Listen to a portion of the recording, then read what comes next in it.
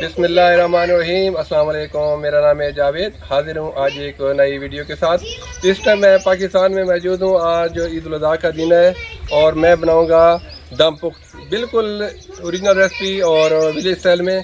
तो आप मेरे साथ चलें, मैं आपको स्टेप बाय स्टेप बताऊँगा दम पुख्त कैसे बनता है और मुझे दम पुख्त के लिए किन चीज़ों की ज़रूरत है।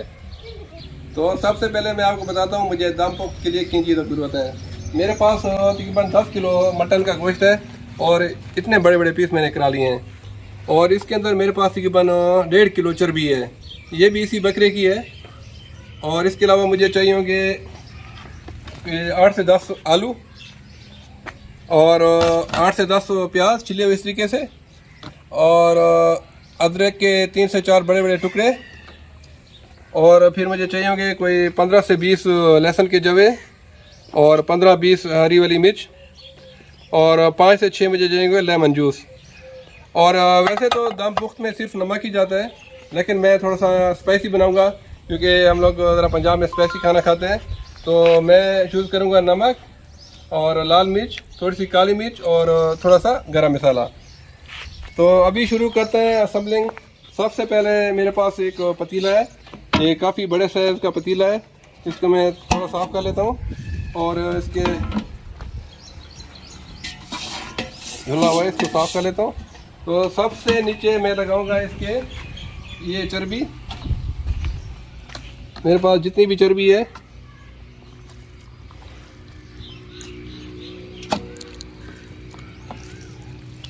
इसके बॉटम में चर्बी लगाएं, तो इसको पूरा कवर कर देना है आपने।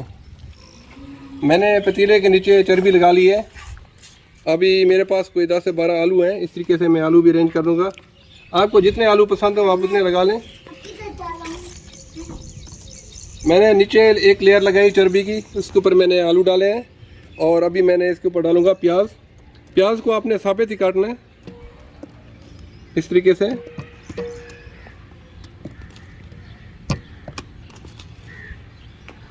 तो अभी जो इसके ऊपर की लेयर है वो मैं लगाऊंगा गोश्त की, इस तरीके से। आप थोड़े से मोटे मोटे पीस बनाएं, इस तरीके से पूरी एक लेयर आपने लगानी है मटन की।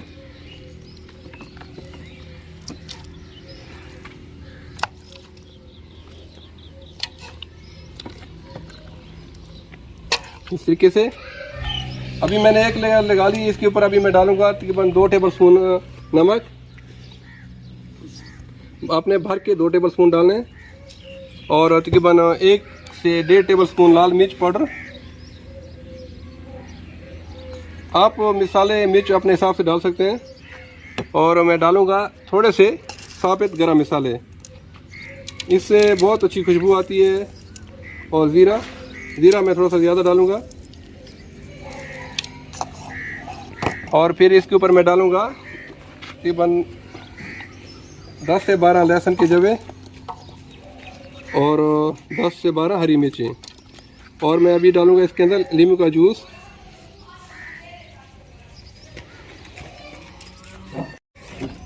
मैंने इसके ऊपर अभी 5 से 6 लेमन डाल दिए हैं। तो इसी तरीके से अभी मैं दूसरी लेयर लगाऊंगा, फिर उसी तरीके से चर्बी। ये जो दम पुख्त है, आप जितनी चर्बी डालेंगे उतना मज़े का बनता है। आपको कोई एक्स्ट्रा ऑयल वगैरह डालने की ज़रूरत बिल्कुल नहीं है। और फिर मैं लगाऊंगा एक लेयर और मटन की। मटन के देखें मैंने बड़े बड़े पीस लिए हैं।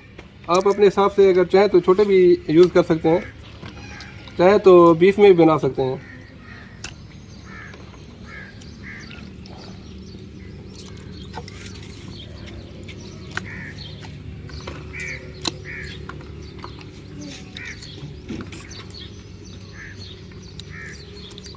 फिर मैं इसके ऊपर डालूंगा नमक अभी मैं डालूंगा तकरीबन 3 टेबल स्पून, 3 से 3.5 टेबल स्पून,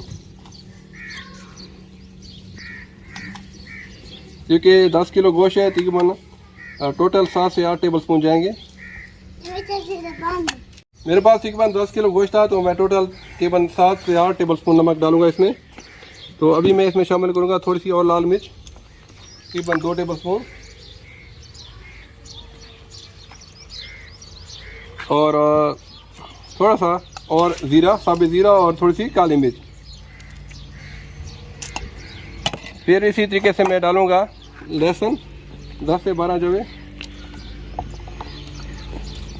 और 10 से 12 हरी मिर्ची, और लेमन जूस। लेमन जूस आपने इसमें डालना है तकरीबन टोटल 10 से 12 लेमन डालने हैं।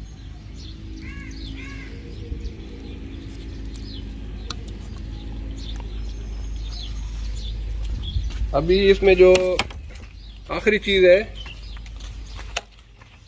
वो है 2 लीटर पानी। इस तरीके से आपने इसको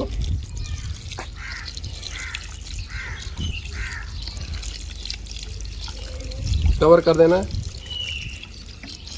ज़्यादा नहीं डालना क्योंकि मटन भी अपना पानी रिलीज करेगा, बस ये 2 लीटर आपने डालना है।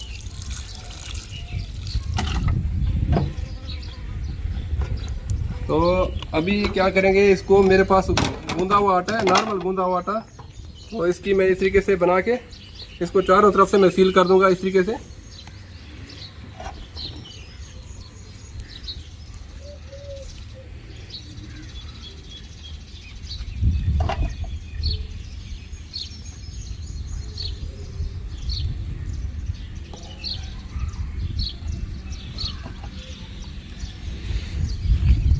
ये करना बहुत लाजमी है ताकि इसकी स्टीम बाहर नहीं जाए, फिर ही आपका जो गोश्त है वो बहुत अच्छा बनेगा।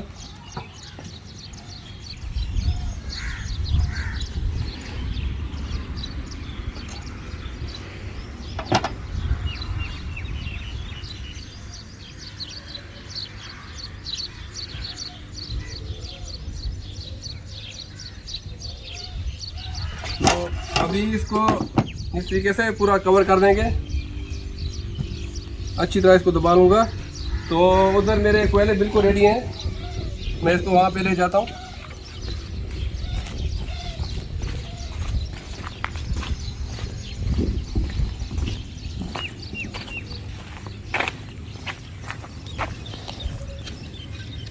तो इसके ऊपर मैं इस तरीके से 2 से 3 ईंटें भी रख दूँगा वजन के लिए।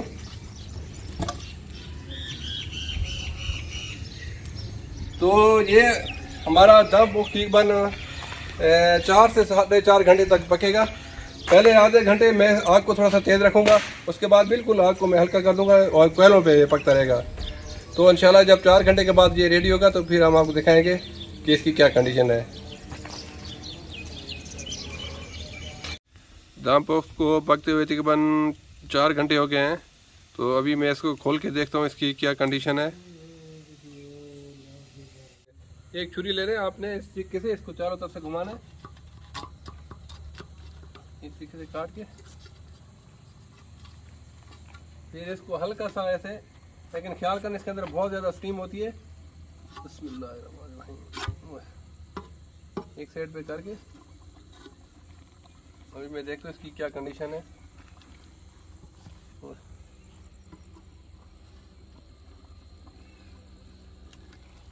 अल्हम्दुलिल्लाह, देखें कितना ज़बरदस्त बन गया है। छुरी लगाए देखें, बिल्कुल नरम सॉफ्ट ज़बरदस्त।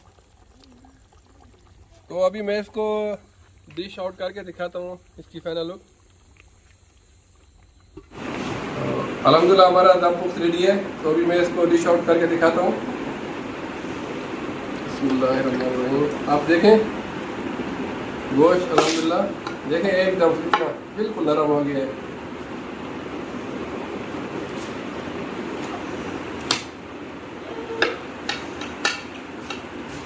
मैं इसको डिश आउट करता हूँ फिर दिखाता हूँ इसकी फाइनल लुक में। देखें हमारा दम पोस्त बिल्कुल रेडी है।